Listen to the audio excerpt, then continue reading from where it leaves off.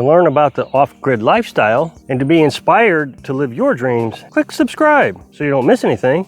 Hit the bell notification. Okay, so I thought I'd show you the chickens again. I know that by the watch time results that it's very clear that people don't like watching the chickens, but I thought I'd go ahead and talk about the chickens for a little bit while you look at them. Maybe that'll keep you interested long enough to watch. As soon as I went back outside to build the chicken coop, watch time went straight through the roof again. So it's the chickens. Folks don't like watching, but they're getting so big so fast. I mean, we just cleaned this last night and you can see how tore up it is. The rooster here, we think he's a rooster. He's got the little mark on the nose, so try to pick him out right there.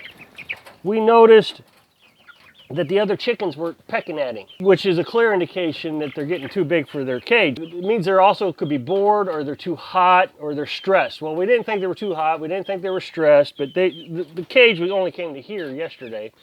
So we went ahead and extended it out and put this piece on, so now they got the whole extension, plus they can come up here if they want, which as soon as I open the door, they'll start coming up. So we're trying to give them a little bit more freedom, but this is really showing me that I got to get this chicken coop done. We don't have a lot left to do. We got to put in the floor on the chicken coop, and then they go outside as soon as it warms up enough. We're hoping to keep it above 50 degrees. We think they're right at the right age now. They have enough feathers that they could actually start going outside. I think it was 8 weeks if I'm not mistaken, but make sure you Google it. There's a lot of information on Google about when they can go outside. That's Frenchie. He's so easy to pick out, or she's so easy to pick out. And then there's the rooster down there by himself. I was surprised. This rooster, if he is a rooster, I should say, really doesn't have a lot of aggressiveness. He does not defend himself against the others. He runs away. They steal the food from him. So, all right, so now I gotta get this thing closed. This is a challenge. All right, get back, girls. Get back, girls. Get back. See, they just come up. They're like parrots. All right, get back. Okay, so I got the chicken coop mostly done. Right now, it's on its side. So that's the ceiling. This is the floor. This is the grapevines that they're going to roost on. This is the nesting boxes. And I would imagine on camera, this is going to look confusing because it's on its side. This is the door. This is the front. So just imagine this whole thing leans back down this way. I hope that makes sense. So today I'm going to put on the hardware cloth for the floor. And boy, did I luck out. I didn't actually buy the hardware cloth for this. I bought it for something else, and it just so happens that it's going to match up just perfectly. So this is the hardware cloth, and it's metal. It's a metal screen-like material. So right here you can see that it's going to go from board to board just perfectly. So I'm going to attach this, and then I'm going to order some wheels here in the next few days, and then I'll get a piece of metal rod and I'll run through like on this end. I don't know why, I just imagine it on this end. It could be on this end, so I guess for ease of explanation, I'll put it back down here. So the rod will go through this board, all the way across to this board. And then the wheels will stick out on the side there. Get some handles on the front end, and I can just roll it around wherever I want to take it. That way, I don't have to move the chicken run every day. We can move the chicken run where we want it for a few days, move the coop right next to the chicken run. And then they can go in and out of the chicken coop all day long as they want, lay their eggs. And then when we're ready to move the chicken run, we can drag it across, drag this back. Otherwise, we'd be dragging the chicken run up to the chicken coop every day, because it's not heavy. I mean, I was able to lift it pretty easy, but it would be heavy if I had to drag it across the yard. So I'm just about ready to wrap this up. I'm going to get started on putting the hardware cloth down. I might have to run some boards across to kind of support it a little bit.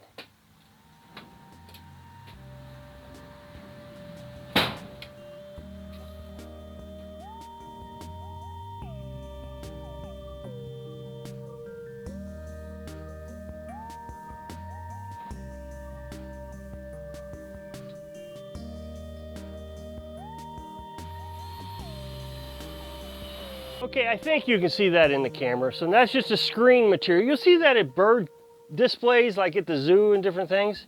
you'll see those kind of things.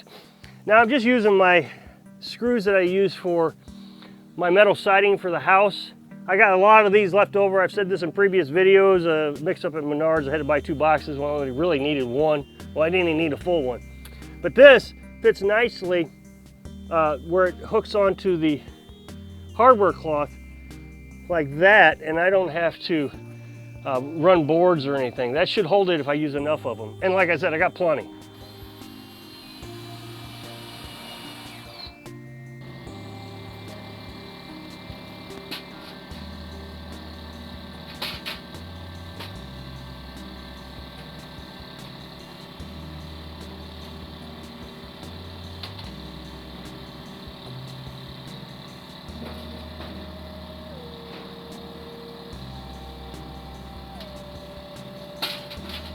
Sorry about the generator.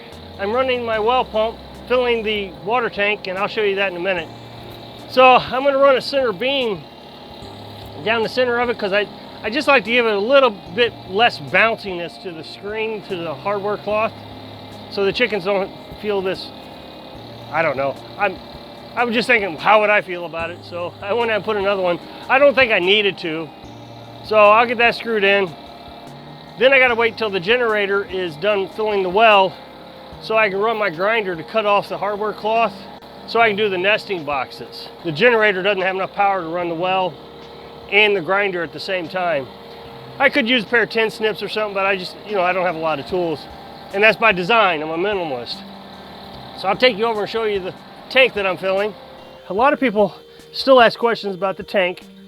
It's a 275 gallon IBC tank. You might, I doubt it, might be able to see the RV pump that I use to pump water out of the tank into the house. It gives me 30 pounds of PSI at 3 gallons per minute. Well, I say 30, it's 30 to 80, so I think it's actually 80 right now. And we're gonna leave it like that. It's doing pretty good. The old pump had so much pressure that it was making the faucets leak, but this new pump doesn't do that. Of course, I had to replace the pump after the hard freeze because the pump froze. It still ran, but it leaked, so I replaced the pump.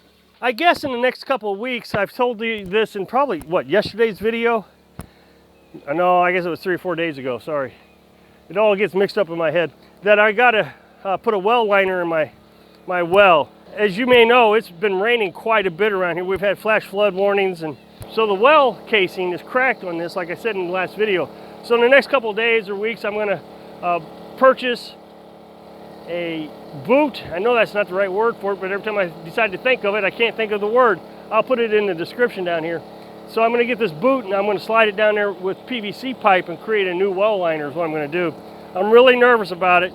Scared that I'm going to mess something up. But being off grid, these are the limitations. Not being able to run multiple tools at the same time. Now actually I think I can run the grinder off the solar panels, or at least off the inverter I should say. I think I got enough power to do that. I just didn't want to have to run another extension cord around, and so I guess it's partially being lazy too.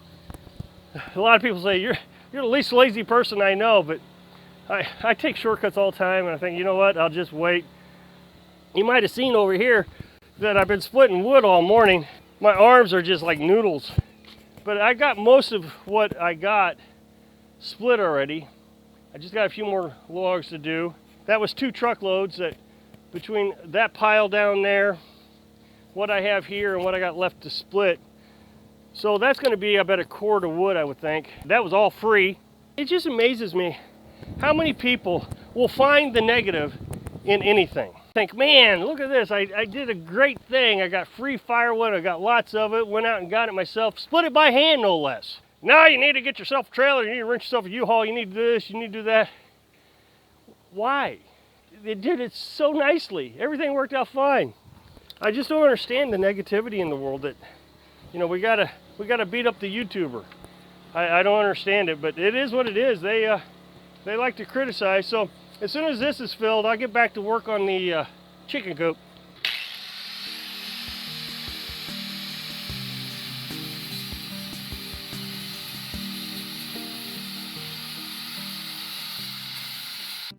Okay, so I got the chicken coop done, and we got it moved into its first location, which is right next to the house. The house is going to be right here. And so we'll be able to hear any noises that come from here if something happens. We got our little squeaker noise makers, solar powered. And so we'll set these out here. And if they squeal, that means the predator's out here, a cat or, you know, something. Hardware cloth. I don't know how well that's showing up in the camera. So the door works and everything's working. We're swing it up. See, the chickens can come right out there. And then in the evening, I'll come out. We'll swing it up. The other thing I got done, thought I'd go ahead and finish up, was the wood pile, the big rounds that I had. I got all those done. All that is split now. Got the water tank filled, I should say that. So we got all that. So all I got to do now is stack that. So everything's finished that was on my to-do list for the last month. So I hope I can inspire you to finish your projects when you're living your dream. Thanks for watching.